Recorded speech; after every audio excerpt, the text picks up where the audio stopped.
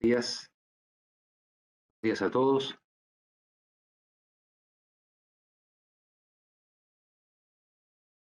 Quiero dar la bienvenida.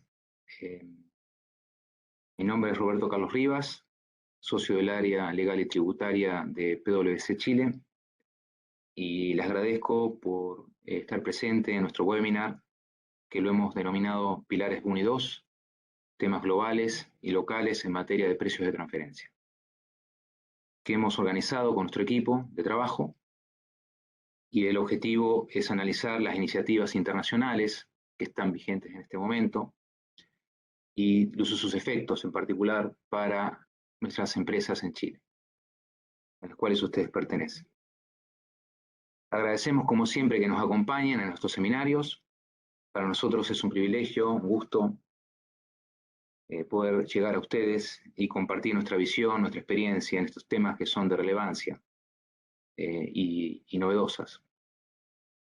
La agenda que queremos compartir con ustedes como equipo de trabajo que hemos seleccionado para nuestra charla de hoy es tratar las iniciativas globales que ustedes han sentido nombrar y sus efectos para las empresas en Chile. Luego vamos a ver potenciales nuevas declaraciones que los fiscos y el de Chile seguramente van a requerir, herramientas digitales que hemos diseñado para eso y queremos compartirlo con ustedes. Y por último, también muy importante, queremos debatir, compartir con ustedes la actualidad en fiscalizaciones de la Autoridad Tributaria Chilena en materia de precios de transferencia y debatir, compartir cómo prepararnos para ese tipo de fiscalizaciones que se requiere y cómo consideramos que un contribuyente debe estar preparado para eso. Para nuestro seminario de hoy nos acompañan como expositores mi colega Gabriel Bernal, director del área legal y tributaria de PwC, es un especialista en materia de precios de transferencia, ha prestado servicios a una amplia gama de industrias, dentro de las que destacamos, por supuesto, minería, sector financiero, industria farmacéutica, consumo masivo, telecomunicaciones, entre otras. También nos acompaña María Magdalena Valenzuela, gerente de nuestra área legal y tributaria, especialista en precios de transferencia con más de 7 años de experiencia en esta materia, e incluye materias como planificación estratégica, diseño e implementación de políticas al interior de un grupo multinacional en materia de precios de transferencia, coordinación de documentación global en este tema para grupos globales, asesoría en procesos de fiscalización y cumplimiento en materia de precios de transferencia. Y finalmente, mi colega Baltasar Marote, Senior Manager de nuestra área legal y tributaria, cuenta con más de 15 años de experiencia trabajando en nuestra área de precios de transferencia y se especializa en planeación estratégica y consultoría en disputas con la autoridad tributaria en materia de precios de transferencia. También tiene gran experiencia en evaluación de activos en el contexto de transacciones entre empresas relacionadas, evaluaciones para fines fiscales en el contexto de transacciones con empresas relacionadas, evaluación de negocios, evaluación de acciones no listadas y activos tangibles e intangibles, siempre en el contexto de transacciones entre partes relacionadas de un grupo multinacional. O transacciones domésticas dentro de Chile también, por supuesto, donde está la facultad de tasación del artículo 64 que ustedes bien conocen. Quienes deseen realizar preguntas lo pueden realizar como siempre en el chat que esta herramienta posee, en el rincón inferior derecho de la aplicación, de la pantalla. Al final de las presentaciones, al final de las presentaciones, vamos a dedicar unos minutos para responder algunas de las preguntas, ojalá haya muchas. Vamos a responder las que podamos y el tiempo nos alcance. Y si no nos alcanza el tiempo, vamos a acercarnos a ustedes posteriormente al seminario para tratar de responderles.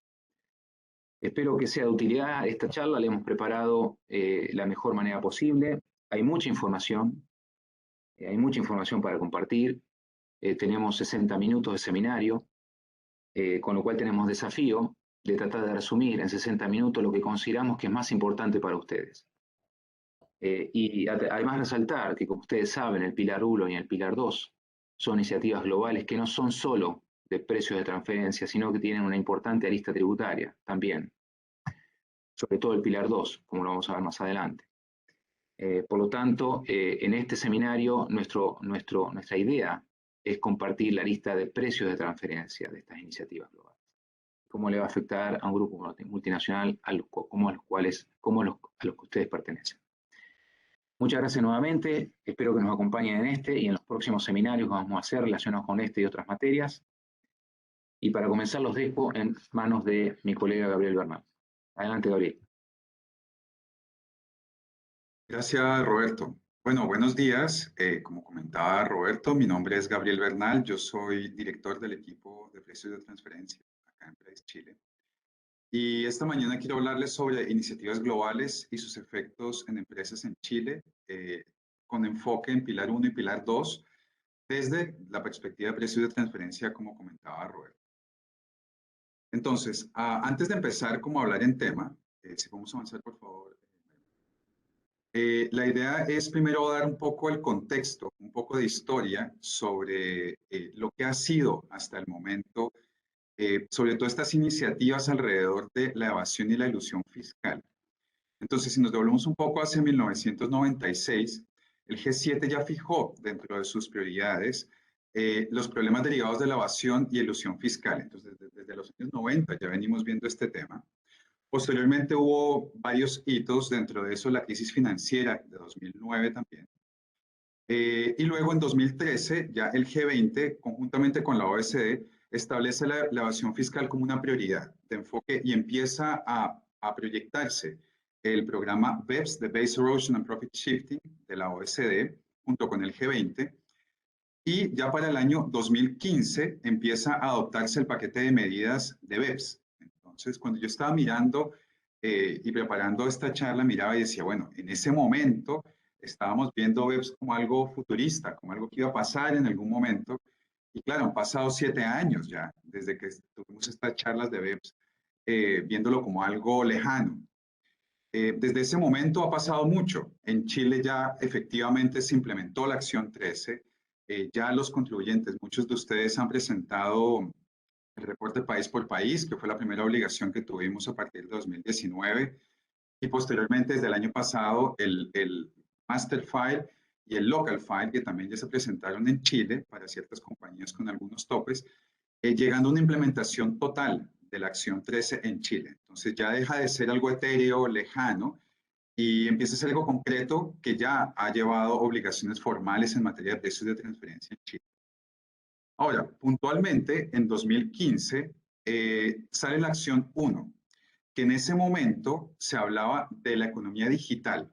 Y es muy interesante porque todo este proceso de BEPS ha venido cambiando con el tiempo, ha venido transformándose bastante. Todavía se encuentra en un proceso de transformación, no es algo que esté muy fijo, es algo que todavía se está definiendo, sobre todo en esta parte de la acción 1, que es lo que vamos a estar hablando sobre el pilar 1 y el pilar 2.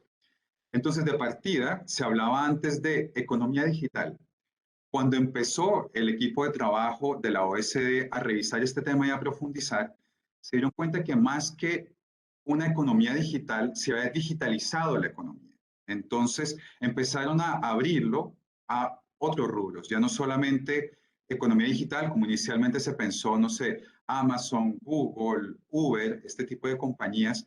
Ahora se dieron cuenta que la economía está atravesada por todo lo digital, en procesos de logística, en diferentes procesos dentro de las compañías que me imagino que ustedes lo ven en el día a día. Entonces se abrió a otro tipo de rubros.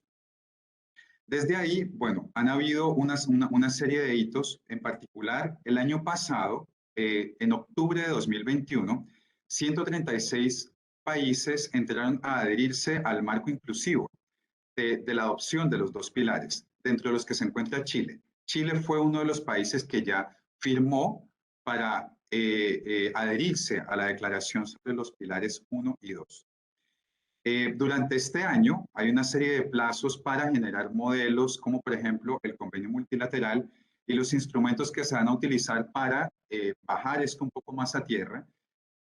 para que se haga una implementación de este proceso para el año 2023. Entonces, este va a ser un año en donde se van a ir afinando varios detalles, se va a ir decantando un poco todo este proceso y ya se va a llegar a temas mucho más concretos y durante el año a la firma de un convenio multilateral. Sigamos, por favor.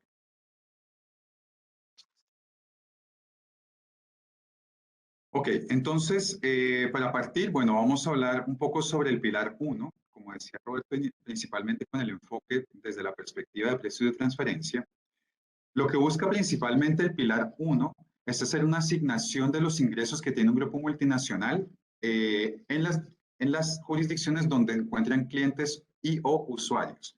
Entonces acá lo primero es que es muy interesante porque ya se está dando un cambio dentro de la tributación en donde ya no solamente requiere una presencia o un EP, sino es exactamente entrar a ver cuáles son los clientes, cuáles son el origen de los negocios que tiene una compañía, dónde se está creando valor. Ese es como el principal mensaje que está enviando la OECD desde el pilar 1 y cómo se puede repartir un poco de los beneficios en las diferentes jurisdicciones en donde se origina el valor.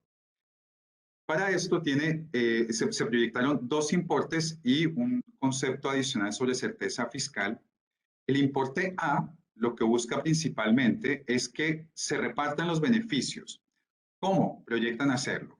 Primero, hay un grupo de compañías que son las que están alcanzadas por este tipo por esta propuesta de la OECD. Ya vamos a ver cuáles son, pero en términos generales, que tengan más de 20.000 millones de euros de ingresos y que tengan utilidades antes de impuestos por encima de 10%.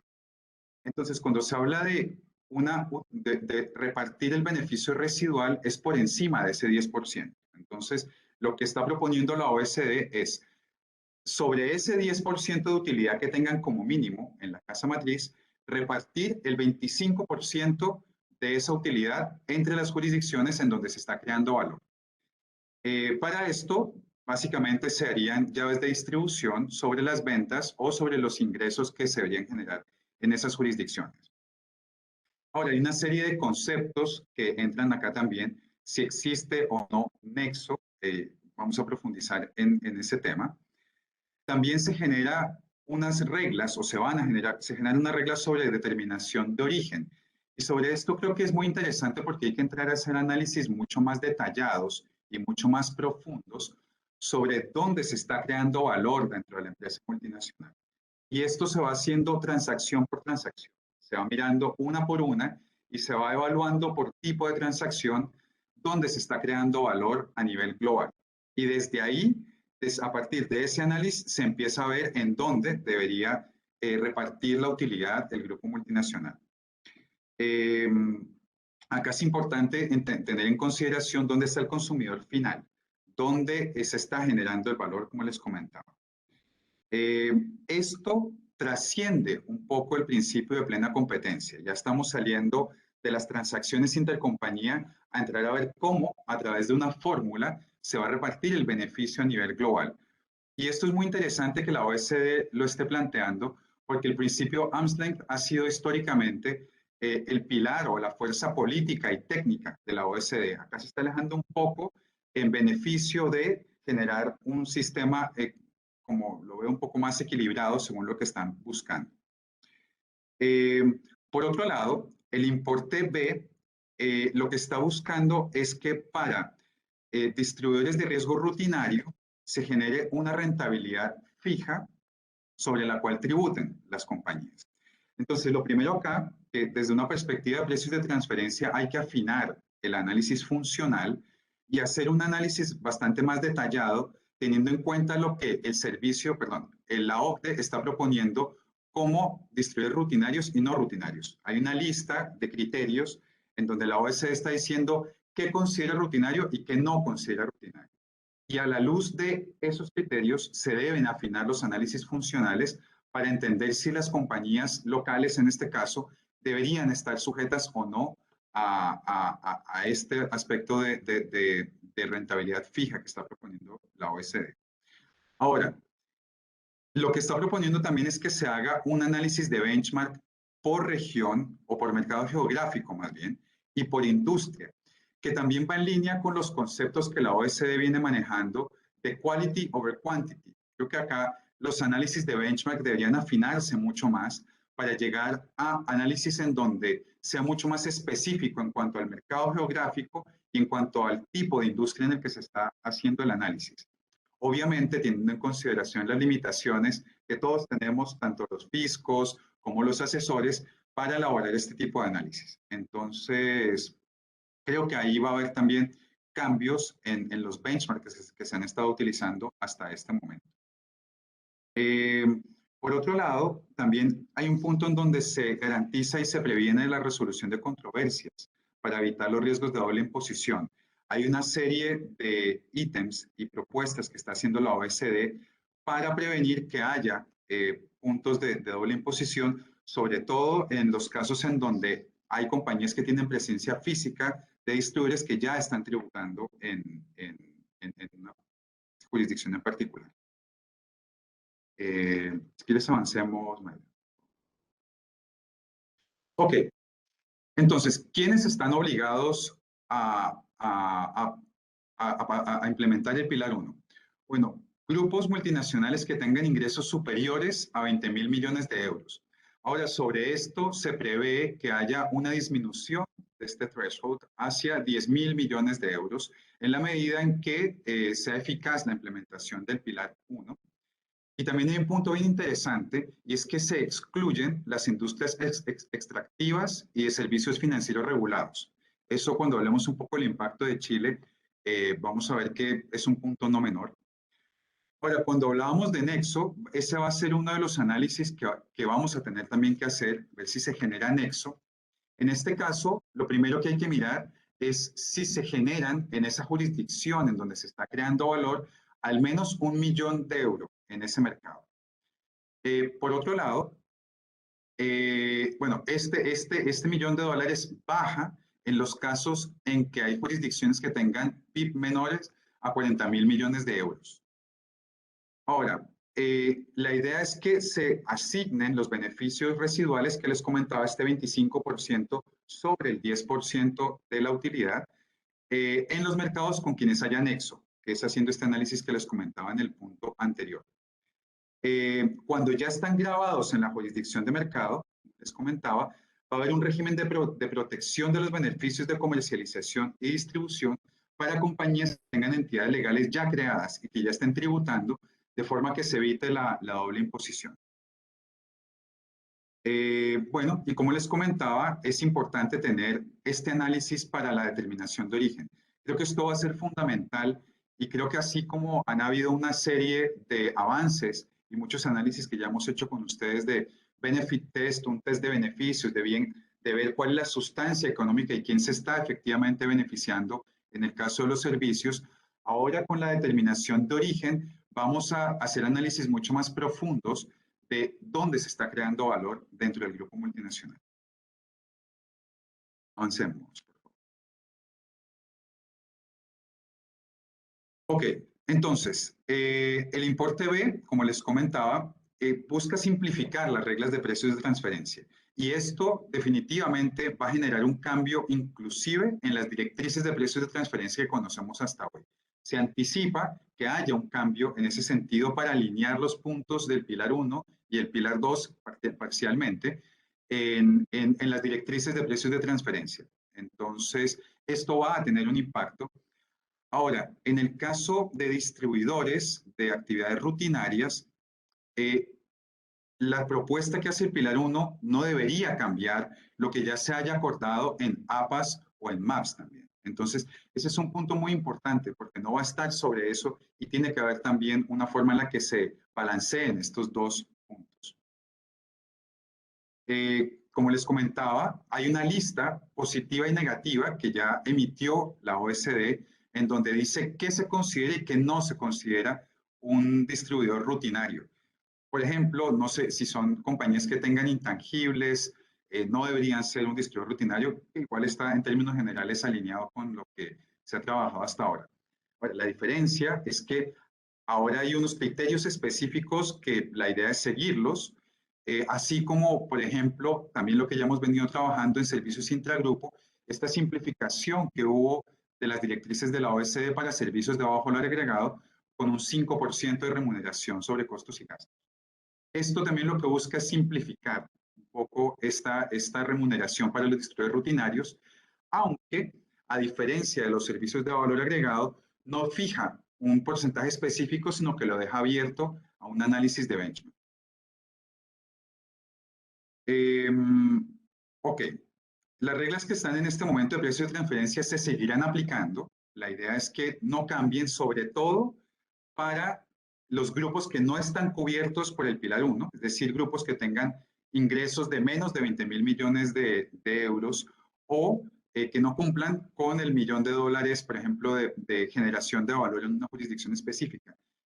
Ese tipo de compañías y otras transacciones que no están siendo incorporadas dentro del importe A o del Pilar 1 seguirán rigiéndose por la reglamentación y las directrices en materia de precios de transferencia a nivel global. Ok, ya esto lo hemos comentado. Avancemos, por favor.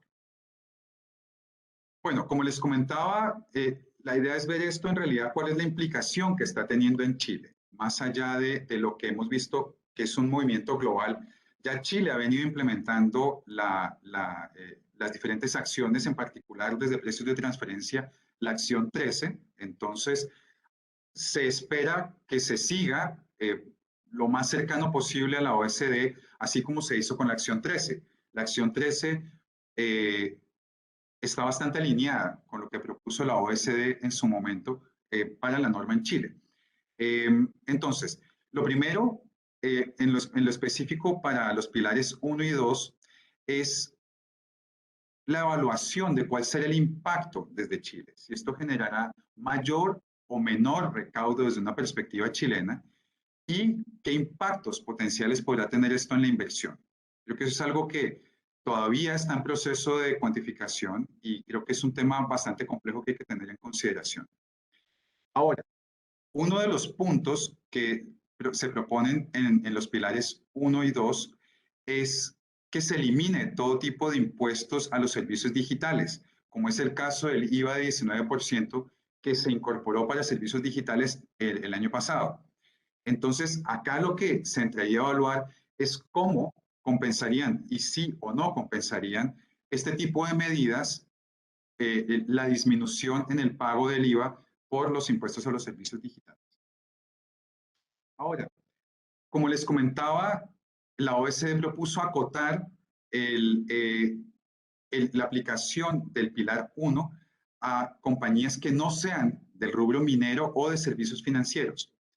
Dado que Chile, el principal negocio que tiene, la principal industria es la minería, ya se está haciendo parte del Pilar 1, ya se hace a un lado, no estaría comprendida dentro del Pilar 1. Y Chile también es un mercado que tiene una industria financiera bastante sofisticada, la cual tampoco estaría regulada por el Pilar 1. Entonces acá ya tenemos dos industrias en las que en Chile no habría impacto. Todas las demás, en la medida en que se cumpla la materialidad que comenté, deberían seguir, en términos generales, el Pilar 1.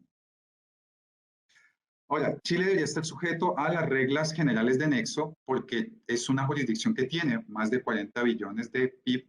Entonces se enfocaría básicamente en ingresos que tengan o que debería tener en Chile por más de 1 millón de euros. Eso generaría el nexo y a partir de ahí se dispararían las recomendaciones del Pilar 1.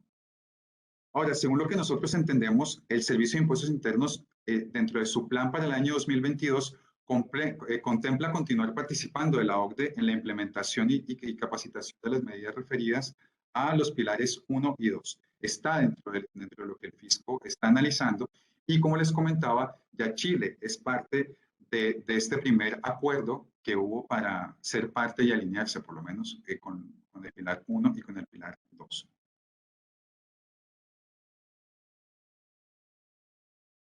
Ok, ¿cuál es el paso que sigue entonces? Bueno, lo primero es que el importe A se implementará mediante un convenio multilateral, el cual todavía se encuentra en desarrollo por parte de la OECD y la idea es que durante este año se vaya compartiendo con los miembros de la OCDE que han firmado el tratado, la primera parte, y una vez se firme el convenio multilateral, la idea es que entre en vigencia a partir de 2023.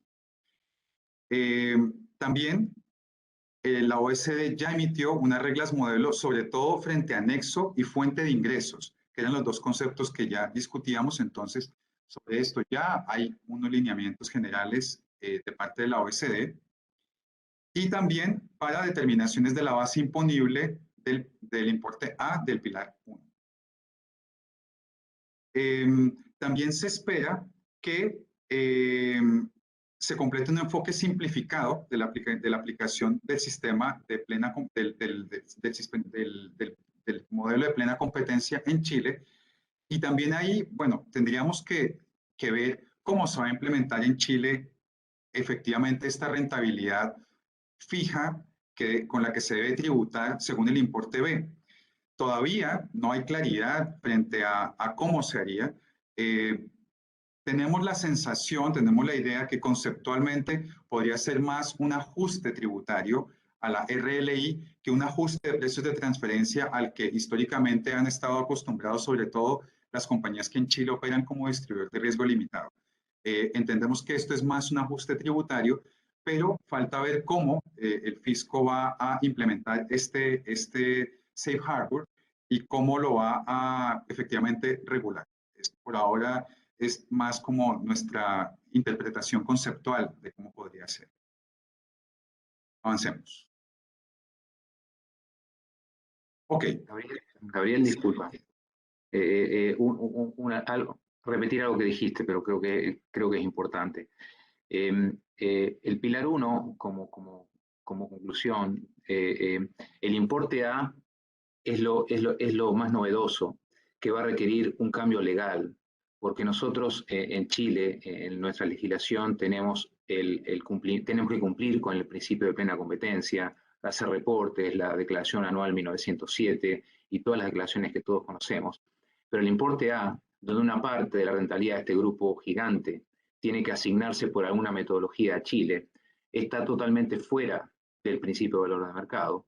Es una determinación que hoy por hoy no está en nuestra legislación, con lo cual, evidentemente, nuestra ley de la renta, como la conocemos, tiene que modificarse, tiene que ir al Congreso, modificarse, complementarse la actual 41E y ver cómo ese monto que hay que agregar a la ley, como tú comentaste, se integra con el impuesto adicional a la remesa de los dividendos. Hay un cambio importante que realizar en nuestra legislación.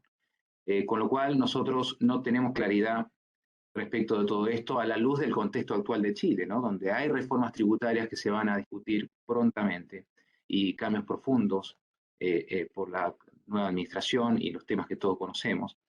Entonces, estas velocidades que la OCDE plantea para que esto tenga vigor en el 2023, nosotros no tenemos claridad que en Chile sea así. Sobre todo considerando lo que Gabriel comentó, que como condición para implementar el pilar 1, Chile tiene que derogar el impuesto que ya aprobó hace un año y medio, que es el IVA a los servicios digitales, con el cual recauda casi 300 millones de dólares al año. Entonces, es un desafío importante que Chile tiene, y además Chile es OCDE, así que no puede no implementar tampoco. Así que se vienen grandes discusiones muy entretenidas en las cuales tenemos que estar muy atentos. Eso, gracias, disculpa. Gracias, Roberto. Ok, el pilar 2 tiene un enfoque principalmente tributario y lo que busca es que se relacionen con las nuevas reglas de Global Anti-Base Erosion, esta sigla. Y el objetivo es que las compañías, que los grupos multinacionales paguen una tasa impositiva efectiva mínima de 15% sobre sus ganancias en cada una de las jurisdicciones en las que se está generando valor. Ese es el objetivo principal. Ahora, no están sujetas a las normas GloBE entidades gubernamentales, organismos internacionales, organizaciones sin ánimos de lucro, fondos de pensiones o fondos de inversión que sean el último parent entity. Esto también es bastante interesante. Ahora, las normas GloBE cubren a las compañías que tienen más de 750 millones de euros de ingreso, lo cual está alineado con la acción 13 y con el cumplimiento de Master File, Local File y Country by Country Report.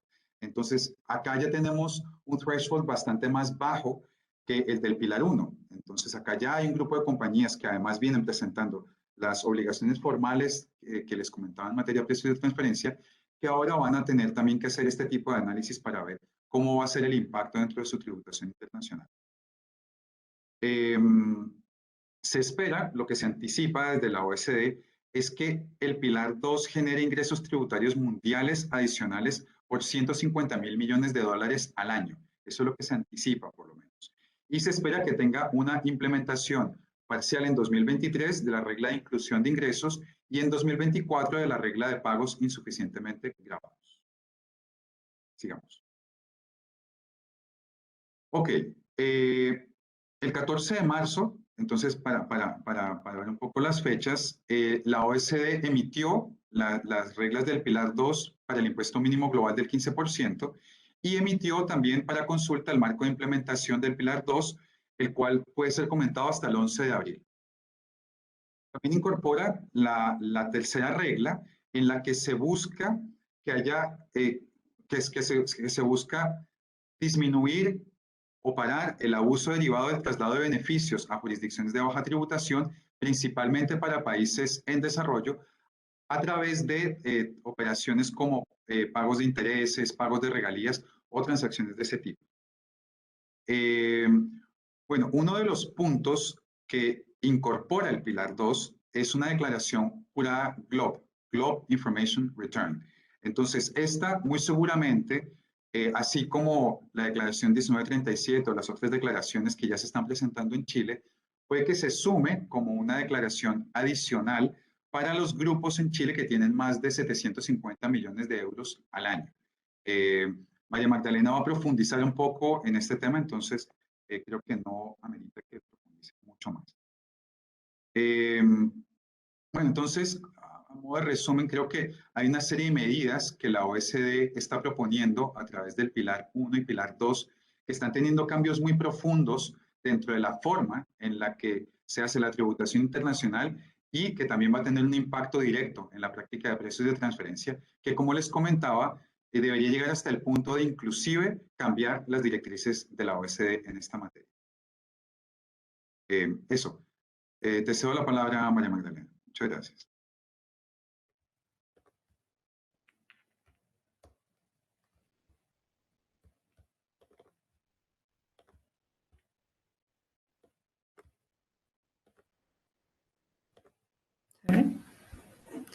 Muchas gracias, Gabriel. Bueno, yo voy a profundizar un poco en la declaración informativa GLOBE que está establecida en el Pilar 2, que, como comentaba Gabriel, las reglas modelo del Pilar 2 en el artículo 8.1 establecen la obligación de presentar esta declaración informativa para todas las entidades que estén sujetas a las reglas GLOBE. Esta declaración es informativa y tiene como objetivo entregar a las autoridades tributarias información sobre el cumplimiento de las obligaciones tributarias bajo las reglas GLOBE. No busca armonizar el pago de impuestos o las declaraciones mismas de impuestos, sino que más bien ser algo informativo. ¿Quiénes van a estar obligadas a presentarla? Bueno, como les comentó Gabriel, todas las entidades que estén sujetas al Pilar 2, es decir, los grupos que tengan ingresos consolidados por sobre 750 millones de euros, en al menos 2 de los últimos 4 ejercicios. Esta declaración se tiene que presentar a más tardar 15 meses después del cierre del año declarado, y con base en la implementación esperada para los pilares, se estima que podría ser la primera declaración el año 2024 en relación a la información del año 2023. La declaración la tiene que presentar cada una de las entidades que pertenezcan al grupo económico, pero en línea con la acción 13 está la opción de que sea presentada solo por la matriz última del grupo económico, en la medida que se encuentre una jurisdicción que haya suscrito un acuerdo de intercambio de información GLOBE bilateral o multilateral que aún está en creación. En cualquier caso, si la presenta la entidad matriz, debe notificarse a la autoridad tributaria quién es la entidad que la está presentando, al igual que como en el caso del reporte país por país. Y las entidades que van a estar excluidas, ya les comentó Gabriel un poco cuando revisamos el Pilar 2, pero serían entidades gubernamentales, organizaciones internacionales, organizaciones sin fines de lucro, fondos de inversión y entidades que desarrollen actividades auxiliares a una entidad excluida o que sean entidades derechamente excluidas por las excepciones del pilar. Actualmente la OECD está en discusión un marco de implementación GLOBE que va a desarrollar un formato estándar para la presentación de esta declaración que se va a poder implementar de la misma forma en todas las jurisdicciones, a fines de que se pueda implementar de manera coordinada y ordenada en todas las jurisdicciones. Esto está en consulta hasta el 11 de abril de 2022 y ahí las reglas modelos especifican que este marco puede expandir, limitar o especificar la información de la declaración informativa. Pero en realidad los términos generales ya están establecidos en el Pilar 2. Además va a incluir los plazos y métodos de presentación de intercambio de información entre las autoridades competentes. Y también se van a revisar eventuales safe harbors para reducir la carga administrativa de los grupos y de las autoridades tributarias, aunque aún las reglas modelo no han detallado qué tipo de safe harbors podrán ser. Muy seguramente van a incluir ciertas actividades o ingresos, pero eso está aún por definirse.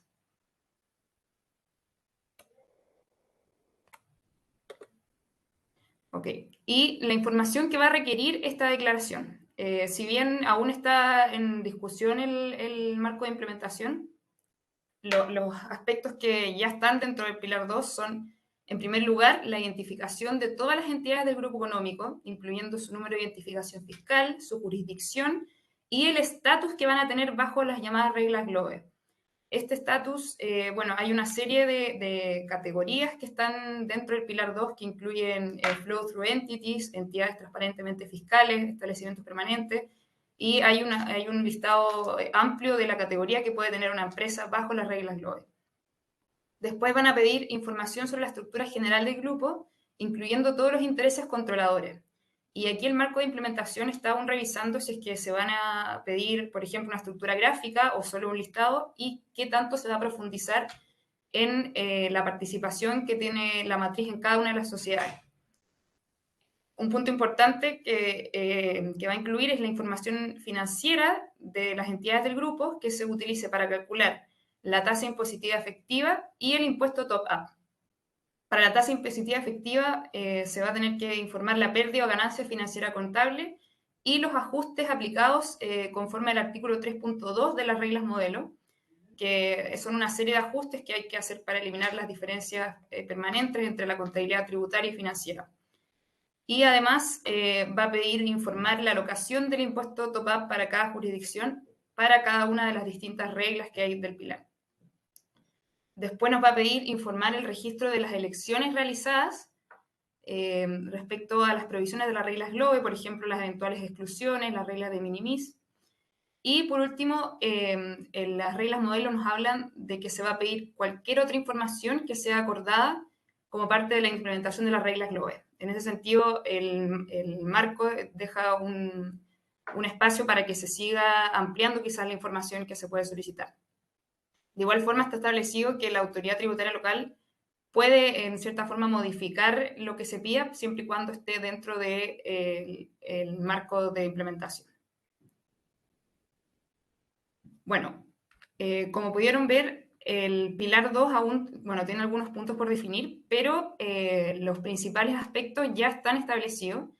Ya existe estas reglas modelo y la Unión Europea publicó recientemente una guía para la implementación del Pilar 2 en la Unión Europea. Así que sería muy similar a lo que ya propusieron las reglas modelo del Pilar 2. En línea con esto, PwC ha desarrollado globalmente la herramienta Market Transaction Analyzer, también llamada MARTA, que va a permitir visualizar el impacto que va a tener el Pilar 2 sobre el grupo multinacional. Esto va a permitir tomar con anticipación decisiones estratégicas, planificar escenarios y visualizar gráficamente cómo va a ser el impacto de este llamado impuesto top-up que va a estar en cada jurisdicción.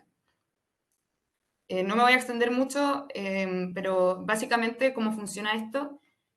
Nosotros enviamos una solicitud de información para completar con información financiera del grupo principalmente, y bueno, los nombres de las sociedades, jurisdicciones, y ahí se pide la información que se necesita informar en la declaración informativa conforme al Pilar 2, partiendo por la utilidad financiera y los ajustes que pide la norma, incluyendo los dividendos, ajustes al patrimonio y otros relevantes que hay que considerar, y también los impuestos cubiertos. A partir de eso se hace un análisis de datos a través de la herramienta Alteryx y Power BI, y con eso se logra visualizar el impacto que tiene el impuesto, la implementación del Pilar 2 en el grupo. Como pueden observar aquí, por ejemplo, hay un análisis modelo que realizamos donde se observan las jurisdicciones que tienen mayor impacto con la implementación y el impuesto que se aplicaría en cada jurisdicción. Aquí todo a partir de los ratios que ya están establecidos en el Pilar 2 y en el modelo de implementación de la Unión Europea. Y bueno, no me voy a extender más, pero nosotros estamos a su disposición para explicarle en mayor detalle esta herramienta y creemos que es una buena herramienta para adelantarnos a lo que va a ser el impacto del Pilar 2, que ya está en bastante estado de avance. Y ahora los voy a dejar con Baltasar, que va a comentar sobre la actualidad local. María Magdalena, discúlpame. Hola. Sí, ¿Sí? quería, creo que Gabriel lo comentó, pero simplemente decir que porque uno se pregunta en qué afecta a un grupo multinacional con sede en Chile o una filial en Chile de un grupo multinacional extranjero el Pilar 2 para fines chilenos, porque en Chile tenemos una tasa alta, relativamente alta, o promedio de la OCDE, que hoy es día del 27%. Entonces uno puede decir que más allá de los temas informativos que se nos va a requerir por esta declaración, que la va a tener que cumplir la matriz en Chile o una filial en Chile de un grupo extranjero, además de cumplir con la declaración que nos va a pedir el Servicio de Impuestos Internos, el efecto, el impacto recaudatorio que puede tener, uno puede pensar que no debiera ser material. Pero eso está por verse porque la tasa, el burden, la carga tributaria se realiza a nivel de estados financieros, ¿no? Es la última línea del estado financiero en comparación con el impuesto determinado. Ahí hay un tema de diferencias temporarias, diferencias permanentes, que María Magdalena comentó, que hay reglas para considerarlas, para que no se distorsione ese cálculo, pero también hay grupos multinacionales que tienen ciertos regímenes promocionales, porque tienen actividades en Isla Navarino, porque tienen actividades en Zona Franca del norte, y puede ser que además de la carga administrativa de cumplir adecuadamente lo que se nos pide en el futuro, puede ser que tenga un impacto en el pago de mayor impuesto. Así que hay que estar atentos a esto. Eso. Bueno, muchas gracias, Magda. Ahora, buenos días a todos. A muchos los conozco, a los que no conozco, mi nombre es Baltasar Marotti y soy parte del equipo de precios de transferencia aquí también en Price. Lo que vamos a hacer hoy, ahora en estos minutos que nos quedan, es hablar un poco del contexto de fiscalizaciones actuales, ¿sí?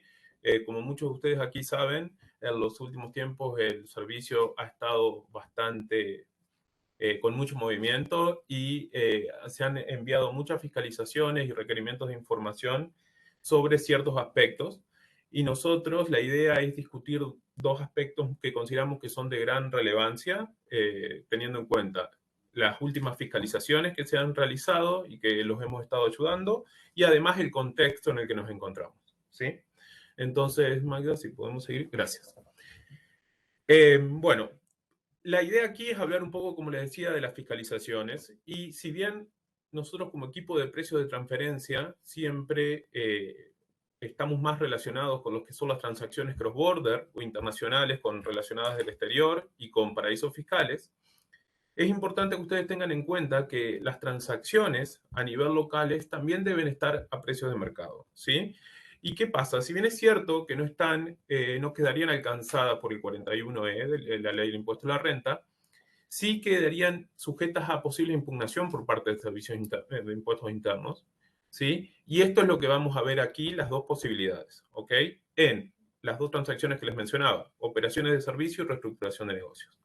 En lo que respecta a las transacciones locales, el marco legal en el que nos estaremos moviendo básicamente es el Código Tributario, ya que, como ustedes saben, el artículo 64, y lo mencionó Roberto antes, le otorga la facultad al servicio de tasar transacciones que están significativamente por debajo del mercado, pero también la ley de sociedades anónimas, que muchos de ustedes nos han contactado porque para poder celebrar un servicio o una transacción con una parte relacionada, principalmente servicios, necesitan demostrar que las condiciones en las que se está pactando esta transacción están a precios de mercado, ¿sí? Entonces, esto son las dos operaciones que vamos a estar viendo ahora. Por supuesto que algunos de ustedes aquí presentes han tenido otro tipo de fiscalizaciones más genéricas, más normales a los que veíamos viendo los últimos años, pero lo que se refiere a operaciones de servicios particularmente, en los últimos 4 o 5 meses el Servicio de Impuestos Internos ha implementado programas y particularmente para esta transacción, ¿sí? Entonces queremos explicar un poco lo que se ha visto en estos programas, o lo que es la información que se ha requerido y cómo consideramos que es la mejor forma de esperar esta potencial fiscalización, que todos esperamos que nunca ocurra, porque todos consideramos que actuamos de la mejor forma posible, ¿no? Pero estar preparados para las preguntas que pueden surgir. Maida, si puedes avanzar. Gracias. En cuanto a los servicios prestados y recibidos, bueno, el gráfico este que tiene, lo que intenta mostrar es la forma en que el servicio nos ha estado consultando acerca de los distintos aspectos de los servicios recibidos y también de los servicios prestados, ¿sí? Entonces, lo primero, y saltando la parte obvia, es determinar la existencia de un servicio. ¿Y por qué digo saltando la parte obvia? Bueno, no solo recibir un cobro de un servicio, sino que este punto tiene que estar de la mano de que efectivamente ese servicio genere un beneficio a la entidad local, ¿sí? El Servicio de Impuestos Internos en todas las fiscalizaciones está pidiendo, por ejemplo, que se demuestre que efectivamente este servicio tiene un efecto en la entidad local. ¿Cómo ese efecto puede ser cuantificado? ¿Sí? En el mejor de los casos se debería poder cuantificar cómo este servicio que estoy recibiendo me genera una mejora en mis posibilidades de atender el mercado en Chile, ¿sí? O el mercado regional que está abasteciendo. Y luego también el respaldo contable. Este punto nosotros siempre lo remarcamos, ¿sí? ¿Por qué? Es muy común que cuando tú recibes un servicio de tu casa matriz o una relacionada al exterior, recibas alguna especie de Excel, en los mejores de los casos, donde consta algún tipo de costo, donde se pueda ver el margen que te están aplicando y, por supuesto, la factura correspondiente al servicio de ese año, ¿sí? En este caso en particular, el Servicio de Impuestos Internos no solo está pidiendo este Excel, sino que también solicita información de cómo ese Excel puede ser linkeado a la contabilidad de la prestadora del servicio, ¿sí? ¿Qué significa esto? Cuando nosotros recibimos un servicio del exterior, ustedes van a recordar que en los estudios de precio de transferencia lo que se demuestra es que el margen que se adiciona sobre los costos y gastos es un margen de mercado, ¿sí?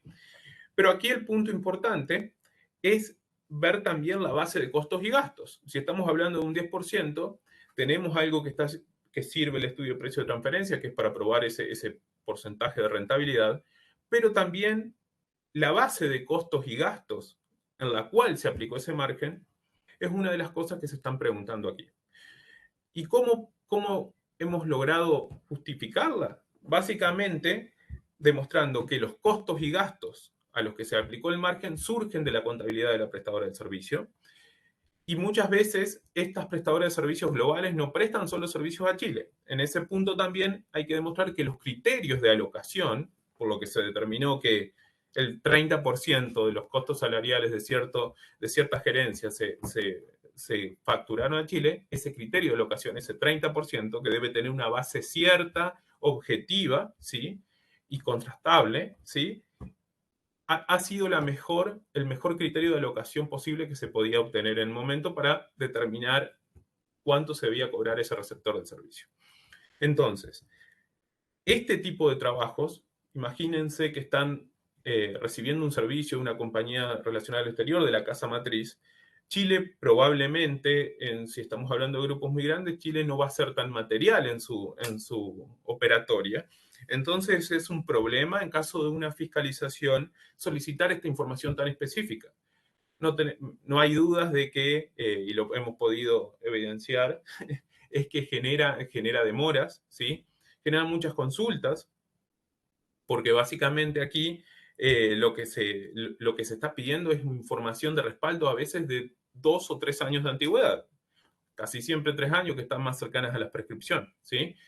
Entonces, hay cambios en los equipos de la compañía relacionada, localmente podemos tener algún cambio también y no sabemos a quién preguntar. Entonces, todas esas cosas demoran la respuesta que uno debería dar, ¿sí? Es por eso que siempre es recomendable este tipo de cuestiones verlas con un poco de anticipación, ¿sí? Por supuesto, evitar la duplicidad del servicio es algo que nosotros todos consideramos normal. El tema aquí es que, como ustedes saben, cuando se declaran en precios de transferencia algunos tipos de servicios, muchas veces tenemos que caer en una caracterización común, es decir, es un servicio administrativo, ¿sí? Y puede haber distintas formas de servicio administrativo. Puede estar prestado por el equipo de recursos humanos, puede estar prestado por distintos tipos de gerencias dentro de una organización. Entonces, aquí el análisis funcional es muy importante para demostrar que efectivamente el servicio que se recibe no es igual a un servicio que se presta. Por ejemplo, si tuvieras el mismo tipo de servicio caracterizado la declaración de precios que el servicio que se recibe y el que se presta, ¿sí? O inclusive que el equipo que tengo en Chile no está haciendo exactamente lo que hace el equipo que me presta el servicio desde el exterior, ¿sí? Ese es un punto importante. Luego, toda la documentación de soporte nos han solicitado, y cuando hablamos de documentación de soporte, uno imagina primero contratos, ¿sí? Pero no es solo contratos. Desde invoices, facturas, ¿sí? Desde facturas, cartolas bancarias para demostrar el pago de un servicio. También, por ejemplo, cuando si tienes alguna orden de compra, es solicitada por ese servicio. Cómo se opera con los servicios prestados y recibidos. En el caso, por ejemplo, que tú tienes, si existe un flujo de servicios, que es cómo es prestado, cómo se solicita ese servicio, cómo se remunera ese servicio, si es un servicio por hora, si es un servicio continuo, un servicio específico en un momento determinado del tiempo. Todas esas cuestiones tienen que ser entregadas a la autoridad fiscal, a las fiscalizaciones que hemos estado observando. Y otro punto que es el final, que las personas que se dedican más impuesto a la renta les va a parecer común, en precios también nosotros siempre lo solicitamos, pero a veces cuesta obtener lo que es documentar la efectiva prestación del servicio. Y eso es básicamente un soporte. Y muchas veces con un breve mail no alcanza. O sea, si a mí me están prestando un servicio de recursos humanos, ¿qué puedes otorgarle al fisco para demostrar que ese servicio fue efectivamente prestado? ¿Tienes alguna presentación que haga comúnmente para explicar o para mostrar cambios en la cultura organizacional, beneficios que están otorgando a los empleados locales? Cuando tienes que tomar alguna decisión estratégica de a quién emplear, a quién despedir, todas esas cuestiones, ¿sí? Deberían, si tú recibes algún tipo de servicio de recursos humanos, de management, o algún tipo de servicio legal, por ejemplo, debería ir de la mano de alguna forma de soporte para demostrar que ese servicio está efectivamente prestado. Todas estas cuestiones, que como ustedes ven, exceden lo que es un estudio de precio de transferencia, ¿sí? Inclusive muchas veces exceden la misma información que ustedes tienen. Inclusive lo que hemos observado que en alguna fiscalización el servicio dice qué mecanismos de control existe para la gerencia local para justificar que este servicio cobrado fue correcto, ¿sí? Entonces, esa cantidad de mecanismos, de herramientas de control y todo eso exceden el estudio de precio de transferencia, y ahí ha surgido, como en otros países que había mencionado Gabriel antes, el test de beneficio en Perú, ¿sí? En otras jurisdicciones sí existe un documento formal que refuerza el estudio de precio de transferencia, porque el estudio de precio de transferencia es una parte importante de este, ¿sí? Pero refuerza eso que se llama un test de beneficio, supongamos. Lo que comúnmente nosotros llamamos el defense file, que es hacer como una carpeta, un documento de defensa en la cual tengamos, por ejemplo, algunas facturas como ejemplo de los servicios recibidos, estos Excel de la segmentación, de la parte relacionada del exterior, poder demostrar, tener soporte de que efectivamente coincide con la contabilidad local, saber que efectivamente en caso de que lo necesitemos podemos entregar documentación de soporte que el servicio fue prestado con ejemplos, ¿sí? Eso sería un defense file. Parte de ese defense file y una parte muy importante y que tiene que conversar con el resto de la documentación es el estudio de precio-transferencia, ¿sí? Entonces, la verdad es que esto es algo que se ha promovido mucho, pero cuando no hay tantas fiscalizaciones, uno tiende a hacer otras cosas y dejarlo para luego, digamos, pero con estos cambios que ha habido, con este aumento de fiscalizaciones, muchos de ustedes ya lo están implementando y consideramos totalmente correcto esto. Las personas que tuvieron este tipo de fiscalizaciones, que no son pocas, ¿sí? De aquí hay varios, evidentemente van a estar de acuerdo con nosotros de que la mejor forma es prepararse antes, ¿sí? Y por lo tanto este tipo de documentación, este tipo de defense file, creemos que es una buena estrategia para el futuro y para hacer un ejercicio de qué tan fácil sería encontrar la información cuando el fisco lo requiere y si es posible obtenerla antes. ¿Ok? Sigamos, Mike. ¿Qué debería tener un defense file? Y esto voy a pasar rápidamente porque lo mencioné. Bueno, la descripción del servicio, que eso también es parte del estudio de precio de transferencia, por lo cual ayuda. La idoneidad del prestador de servicio. Es importante que ese prestador de servicio tenga sustancia que vaya de la mano del servicio que presta. O sea, tiene que tener un personal con la jerarquía, con el expertise suficiente para poder prestar el servicio que nos tienen que prestar y después poder demostrar que esa persona estuvo involucrada en el servicio que hemos recibido, ¿sí? Muchas veces por eso es importante el soporte, el outcome, el resultado final del servicio. La información financiera del prestador de servicio, que nuestra experiencia es que esto es lo que suele llevar más tiempo, ¿sí? Como les decía, es difícil pedirle a una casa matriz que nos segmente cuáles fueron los costos y gastos de Chile en el año 2019 y qué criterios de alocación se adoptaron, ¿sí? El detalle de duración de servicio, la base utilizada para la determinación de costos y gastos, los criterios de alocación, que son muy importantes. No, muchas veces sería una mala noticia que luego de ver este tipo de análisis, solicitar la información en caso de una fiscalización, observemos que, por ejemplo, el criterio de alocación para los servicios prestados a Chile eran unos criterios que nosotros no consideramos correctos, ¿sí? Y cuando digo nosotros hablo de ustedes, del management de la compañía. ¿Qué pasaría, por ejemplo, si dicen, este servicio se debería haber utilizado otro criterio? Porque si no, lo que me están cobrando a mí en realidad está subsidiando a Perú, pero esto viene de parte de ustedes, ¿no? Entonces, lo bueno de empezar a consultar por esta información es levantar la mano, digamos, antes de una fiscalización y nosotros mismos observar estas diferencias y tener un speech en caso de que el fisco luego lo haga. Bueno, el mecanismo de control es lo que le decía. Probablemente si un tercero a usted le cobrara por un servicio, van a tener que pedir información de respaldo de ese servicio tiene sentido. Tú vas a pedir, por ejemplo, si te cobran un servicio por publicidad y hicieron algunos gastos, tú vas a pedir el soporte de eso. Lo mismo debería actuarse con un relacionado. Y respaldo de pagos y después todos los formularios relacionados. Hemos visto que piden formulario 50, etcétera. ¿Ok?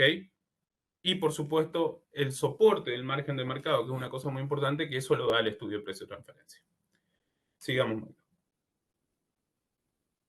En lo que es reestructuración de negocios, bueno, esto se ha visto, ha sido bastante común, sobre todo lo que hacemos consultoría, que existen algunas interrogantes de cómo operar en caso de reestructuración de negocios, ¿sí? Y aquí es importante entender no solo lo que dice la OCDE, porque nosotros, Chile, somos miembros de la OCDE desde 2010, como ustedes saben, sino también la interpretación que se hace en Chile, no solo a través de la ley de impuesto a la renta, sino también de las declaraciones juradas, ¿sí? de lo que es una reestructuración de negocio. La OCDE tiene una forma de verlo un poco más general, ¿sí? Que una reestructuración empresarial se refiere a la reorganización transfronteriza de las relaciones comerciales o financieras entre empresas asociadas, ¿sí? Y que incluyen la finalización o renovación de contratos existentes, ¿sí? Estamos cambiando los términos y condiciones de nuestros contratos, eso puede hacer que nuestras funciones o riesgos se vean modificadas, ¿sí? Y que además las reestructuraciones de negocio siempre tienen un sentido, perdón por repetir la palabra, un sentido de negocios o un sentido económico, ¿sí? Porque se busca maximizar la rentabilidad a nivel grupo, tratar de llevar eficiencia a ciertos lugares donde no había eficiencia y muchas veces centralizar, que va de la mano también de generar eficiencias, algunos servicios y algunas transacciones. Por ejemplo, transacciones comerciales, tener un equipo de ventas en una jurisdicción que atiende dos o tres países, ¿sí? En Chile, en cambio, nosotros tenemos, para las transacciones nacionales, tenemos la normativa de precio de transferencia que habla del traslado al exterior, ¿sí? Acuérdense que lo que vimos al principio, precio de transferencia siempre es cross-border, digamos, la normativa local que tenemos.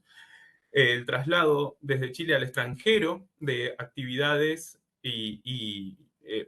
susceptible de generar renta en Chile, ¿sí? Pero la declaración jurada de precio de transferencias ahí nos amplían un poco porque hablan no solo de funciones y activos, sino también de riesgos susceptibles de generar renta en Chile que se han trasladado al extranjero. En esos casos, como ustedes saben, cuando tienen una situación en la que ustedes están trasladando funciones, activos y riesgos que estaban ubicadas localmente, que generaban renta local y ahora son trasladadas al extranjero, en esta declaración jurada, la 1907, por ejemplo, hay que poner un tilde, digamos, y confirmar que efectivamente se llevó a cabo esta reestructuración de negocio, ¿sí? Los cuales, respecto a las transacciones locales, el Código Tributario, nuevamente, le da la facultad al servicio de tasar, y aquí el punto es entender si nosotros haríamos esto con un tercero, operaríamos un tercero de la misma forma que un relacionado. Si nosotros tenemos un negocio, supongamos que es la distribución de un producto, y por cuestiones de la compañía se ha decidido separar esta unidad de negocios de la compañía actual, inclusive hasta en el mercado local, ¿sí? Y se creó otra compañía. La pregunta es, ¿ese negocio era rentable? Sí, era rentable. ¿Tú se lo cederías a un tercero de forma gratuita? No. ¿Ok? Tú tienes algunos clientes, si eres un distribuidor, tienes una base de clientes, tienes conocimiento del mercado, tienes empleados que saben de lo que hacen, ¿sí? Y todo eso le costó al Tax ID, al root, digamos, crearlo. Entonces, tú cuando lo estás trasladando a otro, también tienes que estar viendo y revisando si un tercero, en qué condiciones se entregaría ese negocio a otra compañía, ¿sí? Maida, adelante. Entonces, como un ejemplo rápido, este es más internacional, vamos a ver qué pasaría con la entrada al grupo de un intermediario internacional. Supongamos que teníamos una compañía en Chile que vendía productos directamente a clientes en el extranjero, ¿sí? Y por circunstancias de negocio, por ejemplo, que algunos clientes prefieren tener un contacto en una zona horaria similar o que prefieren evitar problemas o diferencias idiomáticas, si quieren tener un intermediario culturalmente más parecido a ellos, ¿sí? Supongamos todas esas dos opciones. Se decide incorporar un trader relacionado en el exterior, a los cuales, si es un intermediario, un trader, básicamente el producto va a salir desde Chile hasta el cliente final, ¿sí? Pero las facturas van a ser, primero la venta va a ser al intermediario, el intermediario se va a dar vuelta, va a llevar a cabo estas negociaciones, ¿sí? Con el cliente y le va a vender el producto, ¿ok? Pero el producto, nuevamente, si nosotros vemos el barco va directamente de la planta en Chile o vamos a dar un ejemplo, una minera en Chile, al cliente final, ¿sí? En este caso en particular, primero, el equipo comercial que antes lidiaba en Chile con todos los clientes, ahora probablemente esa función comercial se va a estar haciendo en el intermediario internacional. Ese es el primer punto. Ahí ya hay un traslado de funciones, que eran las funciones comerciales, que ahora se van a hacer a través del intermediario internacional. Pero también puede haber algún riesgo.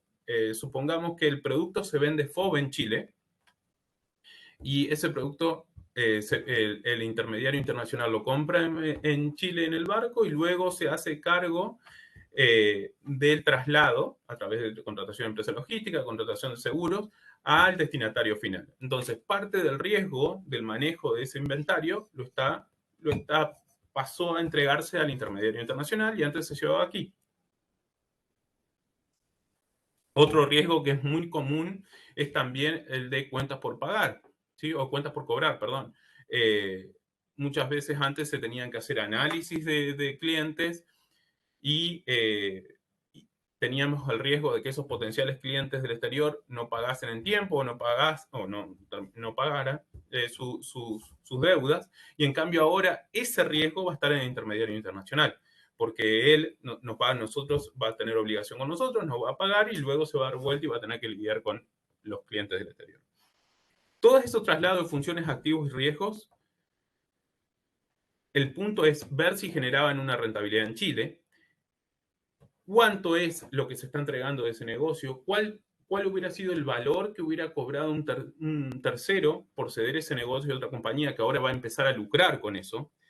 Y el segundo punto importante, además de establecer eso, que puede ser un impuesto de salida, si determinamos que existiría algún monto que en lo cual se debería compensar a la entidad que deja ese negocio para que otra lo tome en el exterior, es que la rentabilidad del intermediario internacional, que ahora va a quedarse con un pedacito de la torta, ¿sí? Y que debería ir de la mano también y tener sentido lo que fue el cálculo nuestro del impuesto de salida o del monto de compensación de la entidad local, también debería ser de mercado cuando nos cobra a nosotros por su intermediación para remunerar los riesgos, funciones y activos, ¿sí? Otro punto importante aquí es que este intermediario internacional, que hemos visto que se han creado algunos, tiene que cumplir con ciertos requisitos principales de sustancia, ¿sí? Y cuando referimos a sustancia no es solo que tenga que tenga empleados, sino que tenga empleados necesarios para prestar el servicio, la función que realice, que tenga los activos necesarios para eso y que asuma los riesgos correctos, ¿sí? Una vez que se cumplen con esas cuestiones, tendríamos un negocio que desde el punto de vista de precio de transferencia parecería ser razonable, ¿sí? Hemos tenido varias discusiones con el Servicio de Impuestos Internos de este tema porque hemos estado impulsando acuerdos anticipados de precios con estructuras similares, y la verdad que a veces son muchos pasos para adelante, algunos para atrás, pero entendemos que hay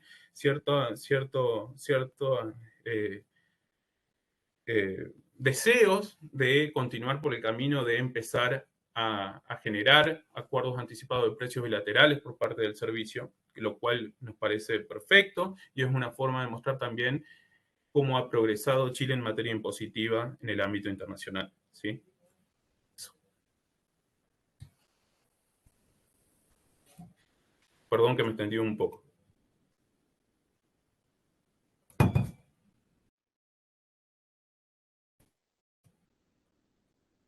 Gabriel, Roberto, no sé si quieren ver alguna consulta o seguimos adelante. Yo creo que vamos terminando, ¿no? Ya estamos ya estamos en horario, digamos, nos excedimos unos minutos.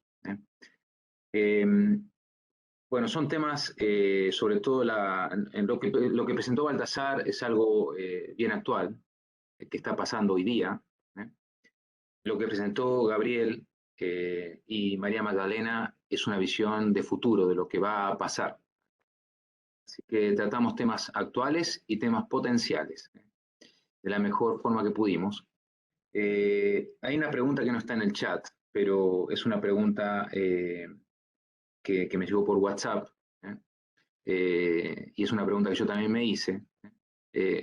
¿Por qué en el caso del Pilar 2, donde se establece este mecanismo de información para grupos multinacionales que tienen ingresos que van hoy en línea con los que hoy tenemos ya vigente de la acción 13, ¿no? El informe país por país y el archivo maestro, que son declaraciones que todos conocemos, la 1937, la 1951, son declaraciones que conocemos, que existen. Bueno, esos grupos también van a tener que cumplir con el Pilar 2, a lo menos desde el punto de vista informativo.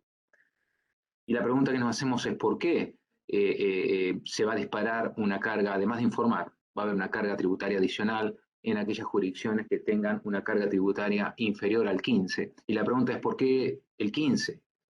Si en general los países miembros de la OCDE tienen una tasa corporativa superior al 20, Chile tiene el 27. Ni hablar de Estados Unidos, países europeos. Bueno, ¿por qué el 15? Bueno, hay temas políticos, es un tema entretenido, porque como esto lleva años de discusión, hay países como Irlanda, que tiene una tasa corporativa del 12,5, que ha permitido a Irlanda dispararse desde el punto de vista de estructuras, de IT. Todos los grupos importantes están presentes en Irlanda, porque hay una carga tributaria baja, y por supuesto Irlanda no puede perder eso, ha hecho mucha oposición, por eso, ese es uno de los motivos por qué se estableció el 15. Y además el 15 apunta a estructuras globales que están presentes en jurisdicciones que, si bien tienen tasas corporativas altas, han realizado algún tipo de estructura dentro de ese país para no tener que aplicar esa tasa, con lo cual la carga tributaria efectiva es muy inferior. Y eso va a generar, como fin último, que las estructuras que están en un país, no por motivos de negocios, no por abastecer ese mercado, no por un tema productivo, sino por temas tributarios, van a ser desincentivadas, o para seguir estando van a tener una carga tributaria superior a la que tienen hoy día. Entonces ciertas jurisdicciones se van a ver fuertemente afectadas. Chile pareciera que no, pero como dije antes, puede ser que en algunos casos excepcionales tenga un impacto, una estructura en Chile, a pesar de que tenemos una tasa corporativa del 27%. No sé, Gabriel, si quieres agregar algo, o vamos con la siguiente. No, solo comentar brevemente que la OECD ha dicho que estas medidas del Pilar 1 y Pilar 2 buscan quitar la presión precisamente sobre en las jurisdicciones de países en desarrollo para buscar la inversión extranjera vía reducción de impuestos. Entonces, esa es una de las metas, ese es uno de los puntos que están buscando, que la inversión extranjera sea atraída por otros medios. Entonces, creo que eso definitivamente puede que mueva el contexto global. Hay una pregunta en el chat. ¿Cómo evalúan la factibilidad de eliminar el IVA a los servicios digitales con esta nueva realidad? Más aún con el monto significativo. Sí, buena pregunta. No tenemos la respuesta. Veamos qué dicen las autoridades. Es difícil que el Congreso haya aprobado un impuesto nuevo y ahora lo tenga que derogar porque Chile se sube a la iniciativa global del Pilar 1. Pero justamente este pilar se hizo para evitar que impuestos establecidos unilateralmente por países para atacar las empresas Google, Uber, Netflix, que no tienen presencia en Chile, que obtienen ingresos por trabajar con clientes, cada uno de nosotros, sin tener una estructura legal y pagar impuestos formalmente en Chile. Para eso se generó este joven tributo, no solamente en Chile, en muchos países en el mundo lo han generado. Y bueno, las multinacionales incentivaron esta iniciativa de Pilar 1 para evitar tener que pagar impuestos sobre el gross revenue, porque este impuesto es sobre el revenue. En cambio, el Pilar 1 es un impuesto a la renta. Tiene que haber renta sobre el cual se va a aplicar el impuesto, con lo cual es más conveniente que estas medidas unilaterales. Así que siempre hay un tema de política en el medio. Y Chile, si sube al Pilar 1, va a tener que eliminar el impuesto, así como lo va a tener que hacer España, Alemania, Francia, etc. Veamos qué pasa. Va a estar entretenido en los próximos meses, entre otras cosas que tenemos para entretenernos. Bueno, darles las gracias a todos por haber asistido, acompañarnos en este debate técnico, pero reiteramos, haya sido de utilidad. Y nos estamos viendo pronto y estamos a su disposición para este y otros temas que puedan surgir. Y nos vemos nuevamente en nuestra próxima reunión. Muchas gracias, buenos días a todos.